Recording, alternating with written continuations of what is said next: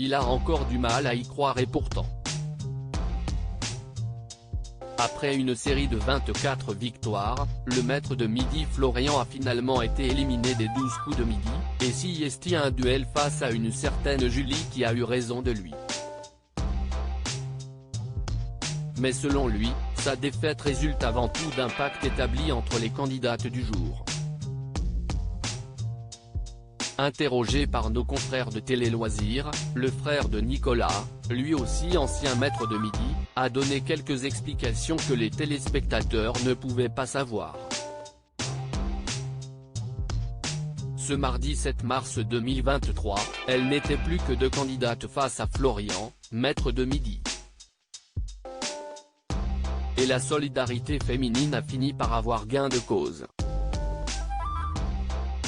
Dans les coulisses, Lana et Julie auraient établi un pacte soigneusement réfléchi et parfaitement ficelé, juste avant d'entrer sur le plateau.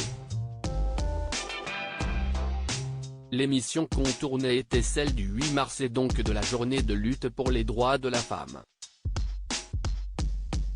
Les filles se sont dit que ce serait bien que l'une d'elles puisse représenter les femmes en tant que maître de midi pour cette journée importante, a commencé par expliquer Florian.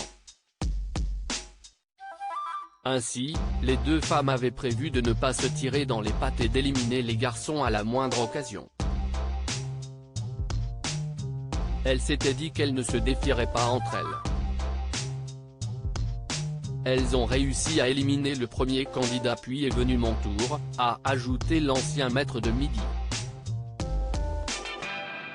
Une amitié improbable mais contrairement aux apparences, Florian n'est pas rancunier et n'éprouve aucun ressentiment envers Julie. Je suis très content d'avoir perdu contre une femme comme elle, avec une telle gentillesse, a-t-il assuré. Désormais de retour à son quotidien d'étudiant, Florian révèle même avoir gardé le contact avec celle qui est responsable de son élimination. Elle m'a énormément touché. Son métier d'éducatrice d'enfants sourds se relie un peu à ce que je fais quand je fais des visites aux personnes sourdes et aveugles, a-t-il expliqué en conclusion. Pour rappel, quand il ne va pas en cours, Florian gagne un peu sa vie en occupant le poste de guide dans un musée. Une activité qui lui a probablement permis d'engranger assez de connaissances pour briller dans le célèbre jeu de TF1.